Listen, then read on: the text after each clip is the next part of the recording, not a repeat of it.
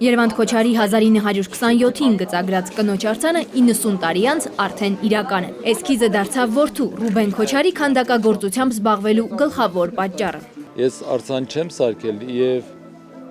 ինձ համար սա նորություն է եւ կարող է չստացվի։ Փարիզում հաղճապակու գործարանում աշխատելու տարիներին Երևանդ Քոչարը գծագիրը չէր անվանակոչել։ Ըստ էսքիզի արձանը պետք է լիներ հաղճապակե, սակայն Ռուբեն Քոչարը որոշեց այն ձուլել բրոնզից եւ անվանել Մայրություն։ Երկու բան է ինձ համար հաճելի, որ ես ինձ փորձեցի արձանագործության մեջ ու ինչ որ սկսեցի հավատալ ինքս ինձ, իսկ մյուսը նա, որ ես կարողացա, ոնց որ ասած, հորս ինչ որ արած մի բանը այսօր նորից վերացնել եւ կյանքի կոչել։